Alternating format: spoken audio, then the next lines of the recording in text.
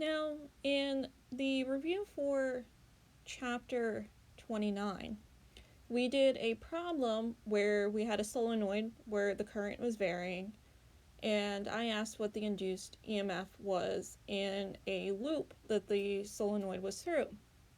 And when you guys found that induced EMF, you found out that the radius of the loop actually did not come into the problem at all, which allows us to then realize that since when we're trying to find the induced EMF, I'm going to talk about the electric field, but the induced EMF, it just depends upon the change in flux, the idea that there is a change in flux, which means that the solenoid actually can't induce an EMF in itself.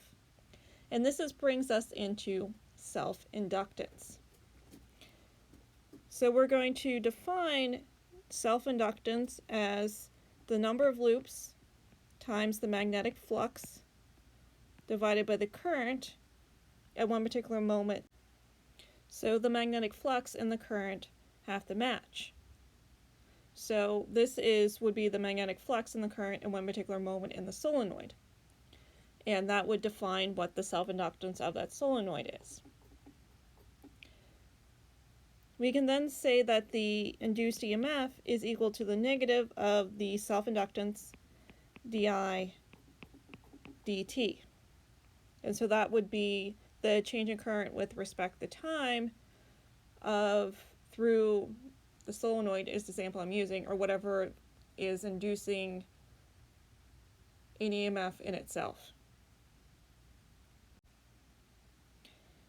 And so the units of self-inductance, or L, is still going to be henries. And we're going to make a general statement here, the idea that a circuit with a varying current induces an EMF in itself due to its change in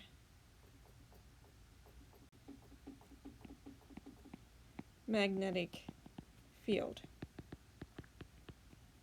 And don't forget that this L, or self-inductance, depends upon the geometry of whatever coil or solenoid that we're talking about. So L is not an overall constant, it's a constant for that particular setup. Also be careful in a formula like this, where there's an N outside of the flux and then there's an N inside of the flux. So a lot of times you're going to have N squared when we talk about this particular relationship.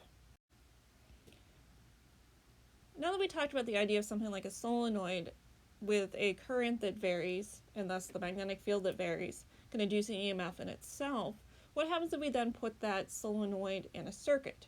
And in order to be able to do that and continue to apply Kirchhoff's laws, we have to deal with an issue. At the end of chapter 29, we looked at this relationship here. And so when we apply to Kirchhoff's law, the idea is that over an entire circuit, this should equal 0 because the electric force is conservative. And we definitely don't want this to equal something other than 0 because otherwise we get up a buildup of charge. But the problem is that when we did this around that loop that we're inducing an EMF in due to the solenoid changing in current, we found that it actually equaled something and it equaled the induced EMF. And thus, in that particular instance, the electric force was not conservative. So we need this total electric field to add up to, and remember the electric field is what's pushing the charge around the circuit, because the electric field times the charge equals the electric force.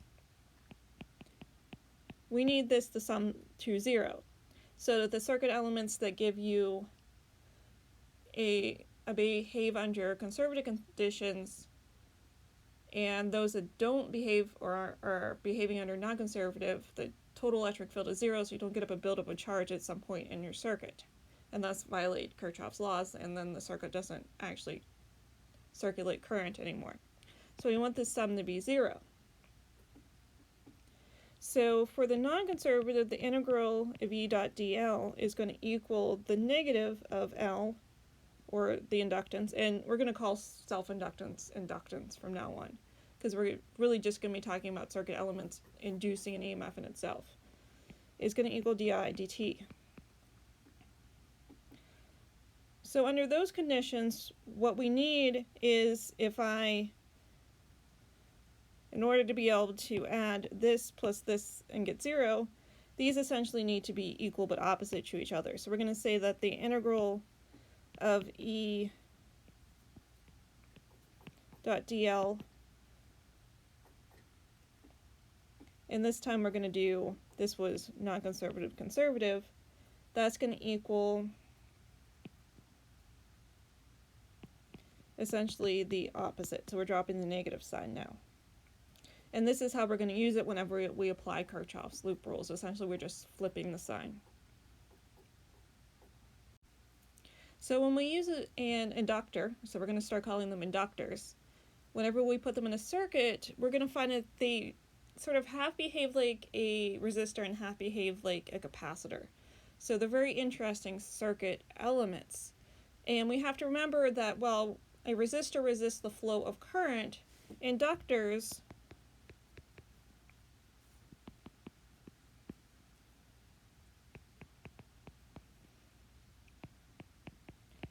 resist the change in current.